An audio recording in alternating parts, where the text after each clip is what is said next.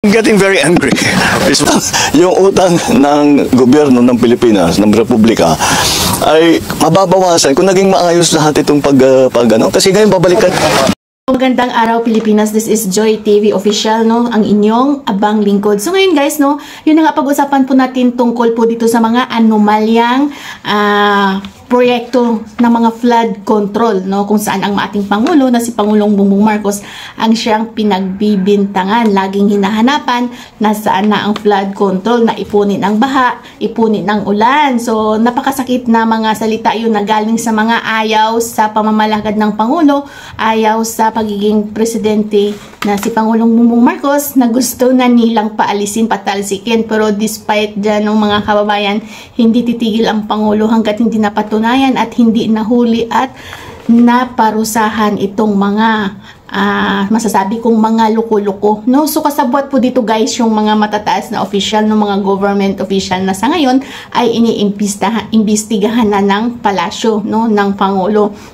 So imagine guys, ano, nakalagay sa mga papeles nila na pinapasa sa DPWH ay complete, pero ni walang nagawa, ni walang binungkal. So personal na binisita ni Pangulong Bongbong Marcos mismo sa Bulacan ang lugar kung saan mayroong mga concerned citizen, dahil nga po dito sa Sumbong eGov.ph ng ating Pangulo ay marami siyang natatanggap na mga ghost flood control project. Ni isa walang na-implement, walang ginawa, pero complete. So imagine guys, no, ganun ka mga loko-loko itong mga nasa mga contractor na ito, wherein sabi nga po, no, maraming mga matataas na government official ang involved dito. Malamang sa malamang ang budget ay chinap-chap, kaya pagdating doon mismo ay walang na-implement dahil kumbaga kinapos daw ng budget. Pero as in wala talaga. So grabe itong nangyayari sa ating bansa, no? Hindi lang po dito sa area ng Bulacan, Maynila, Luzon, Visayas, and Mindanao. Grabe. Also sa Davao. Imagine, grabe, bilyon-bilyong pisong halaga ang pinag-uusapan dito, no? Kaban ng bayan, pera nating mamayang Pilipino. Diba? Dito nanggagaling yung mga project na ito na binibigay sa kanila, no, na dapat, supposed to be dapat, sabi nga ng Pangulo, imbis na makabawas sa utang ng Republika ng Pilipinas, ano ang nangyari? I-allocate na naman ang budget doon sa mga hindi nagawa, guni-guni ghost project, no, dito sa napaka-anomalyang flood control project na si PBBM ang kanilang sinisisi. Napakalaking insulto talaga sa pagka-presidente ng Pangulo. Lagi lamang po siya, no, kumbaga siya ang pagmana ng mga kalukuhan ginawa nila noong mga nakaraang administrasyon pa at nung nakaraan pa, no, na walang ginawa. So ngayon si PBBM ang kawawa, si PBBM ang tagagawa, kumbaga sa pananahe, taga-sulsi ng kanilang mga na ito talaga ang grabe, no? Si PBBM talaga ang sinisisi nila ngayon, kung di dahil sa pagsisi nila kay PBBM, no, nalaman, diba? So ganun ang presidente, no? So panoorin niyo po ang video ito guys, no? Hindi ko na po patatagalin pa yung video na ito, no, kung saan pinuntahan mismo ni Pangulong Bongbong Marcos ang lugar. Hindi lang po yan dito guys. Grabe, napakatindi, no? So, what's this?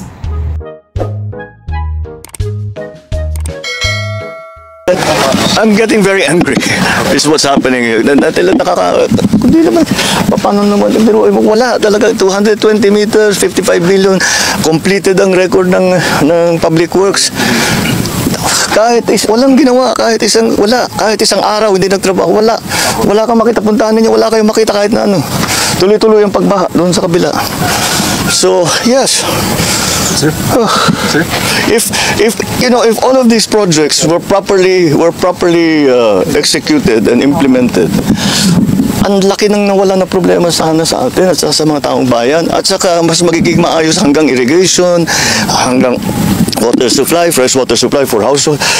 Pero ito yung ginagawa nila, talagang nakakapinsala pa sa mga local residents. So yes, it's no, I'm not disappointed, I'm angry. Sir, there's a COA fraud audit of Bulacan projects. Anong end goal nun, sir? Filing cases? Yes, if need be, of course. As I said, ang trato namin with all of this is, siyempre marami na. For example, falsification na ito. Yung ganito, dahil nag-report sila na completed. Hindi, kitang-kita naman na hindi completed. So immediately, that's a falsification. So that's already a very big violation. And for the big ones, talagang I'm thinking very hard to pipilahan natin sila na economic sabotage. Because economic sabotage is very clearly tignan natin yung utang ng gobyerno ng Pilipinas, ng Republika ay mababawasan kung naging maayos lahat itong kasi ngayon babalikan na natin ngayon to sa napunta yung pera, hahabulin natin, kakasuhan natin sila, how long will that take? Di ba? In the meantime, we have to actually still build the flood control project. Sir, nationwide yung filing. I'm sorry? Nationwide po yung filing ng cases if need be. Well, no, it depends on what our findings will be. So there's a legal team working on that. But in the meantime, we are continuing to go through the records of Public Works and of the big contractors to see kung tumutugma yung kanilang report doon sa mga sinusumbong sa atin ng taong bayan. So that's why I encourage, napaka-useful, napaka-malaking bagay at napapakinabangan namin ng husto yung inyong pagsulat sa amin, pagsumbong, padalhan nyo kami ng picture, padalhan nyo kami ng video para alam namin kung ano yung sitwasyon doon sa inyo. Pupuntahan natin, kung hindi ako makapunta, pupuntahan ng mga engineer natin para makapag-report sila sa atin ng mabuti. At nalaman talaga natin kung anong nangyari sa pondo, sino nagwadas ng pondo, paano nangyari yun na ibigay yung kontrata doon sa mga ganyang klaseng kontratista. So that's what we're going to proceed. Habang galing kami sa isang barangay, Sulipan, medyo bukid din, sir, yung may flood control. Hindi ba medyo weird na mga nasa bukid din yung mga flood control? Nasa? Bukid, sir. Well, maraming maraming kahit sa design. Maraming style yan. Number one, yung sasabihin nila, gagawin nila na napakataas ang specifications. Sasabihin, kailangan ibaon yung pilings ng 8 meters. Sasabihin, dahil malaki ang tubig. Hindi naman totoo. Hindi naman malaki ang tubig doon. Hindi naman kailangan magkaroon ng flood control doon o maliit lang yung flood control. So, ang gagawin nila yung tama. Pero, ang charge nila sa gobyerno, malalim. So, isa yun. Ito, yung ganito, ghost project, kahit na nakakompleto, etc. I-report nila sa Public Works, kompleto, walang ginawa. Maraming teknik eh. Tapos, siyempre, nakita ninyo doon sa kabilang bayan. Tama, yung simento, nipis-nipis. Kasi pag nakita ko yung papunta dito, yung asphalt overlay, sira-sira. Kaya, patitignan ko rin yun. Dahil, ang nipis-nipis ng asphalt overlay, hindi nga kami maka-drive sa kanan dahil bako-bako. Kailangan namin lumipat sa kaliwa dahil sira-sira talaga, sira na yung kalsada. As of last month, June, ang report dito, 100% complete at saka fully paid. Wala kaming makita na kahit isang hollow block, isang ng simento, walang equipment dito. Lahat itong project na ito, ghost project. Walang ginawa na trabaho dito. Kung titignan niyo, kung abutin ng bahayan, daglag ka agad yung pader na yan, hindi tatagal yan. So substandard pa rin. Ang katakataka, hindi namin mahanap itong kontratang ito. So hinahanap pa rin namin. Kaya hindi na namin malaman. Kasi siguro sinab-contract ng gusto. Ito ghost project talaga ito. Wala talagang ginawa. Kahit isa. Ni minsan. Sinabihan daw si chairman na umpisahan.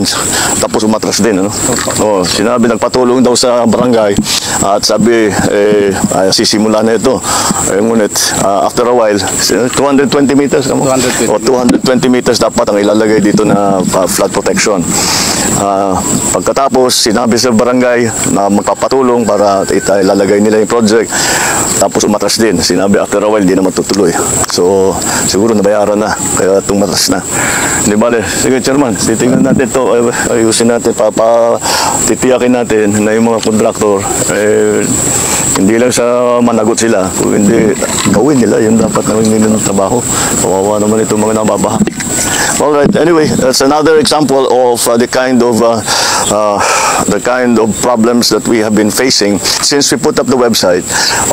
Ang dami talagang sumusulat, and this is a perfect example of the abuse that is being done by some of these contractors.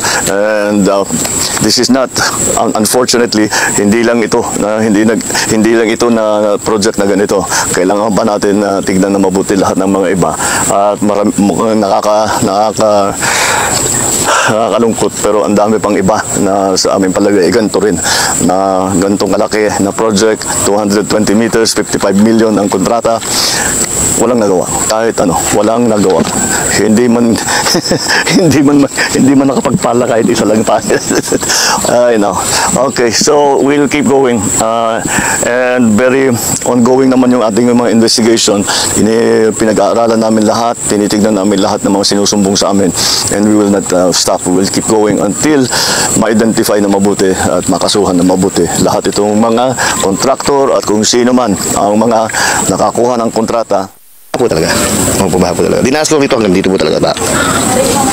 Gano'ng kalaki? Ay siyempre po, lilikas kami dito, magtatanggal ng gamit, iangat lahat. Kaya po talaga yan, yung pag po talaga natapos siya, mapakalaking tulong sa amin yan. Kaya nyo yung sa bahay ko, nakaangat siya eh. Mas mataas siya dyan sa gawin niya kasi pinaangat na namin yan. Pinatambakan ko para di siya bumabaha. Matagal na pala yung project. Hindi na kaagad nagawa ng ano. Siyempre nakakaano yun. Kasi gusto talaga namin matapos siya gawa ng, hindi namin alam kung tatamaan yung bahay. Yan po yan eh. Sabi, okay lang naman kami kahit tamaan yung bahay. Sa gobyerno to eh. Yan ang naman katwiran namin dyan eh. Kaya salamat pag di tinamaan yung bahay. Pero gusto tayo matapos yan kasi yung irrigation yan, pag nagsabay-sabay ang atin yan, talagang babae. Kahit sabihin natin ano, kailangan patapos talaga para pare-parehas po kaming maano rito, panatag. Babahain po kami pag po hindi po ginawa po yung proyekto po na yun sa kabila. Bumabaha po yung hanggang loob po, bumabaha po. Hindi po kayo lumilikas din po pag po sobrang lalim na po ng tubig. Sana po dire-diretso po yung gawa nila para po hindi na po humupa yung tubig papunta po dito sa loob namin. Nalulungkot po ako pag po hindi po nila talaga ginawa yung sapa. Kasi po malaking tulong po talaga po sa amin pag po nalagyan po ng flood control po yung gilid. Hindi na po kami babahain. Gusto po namin panarin pong mahawak po ng pag po hindi po natuloy. Sana po BBM sa akin, bigyan niyo po ng tulong para po gumanda po itong lugar po namin dito po sa Bulacan.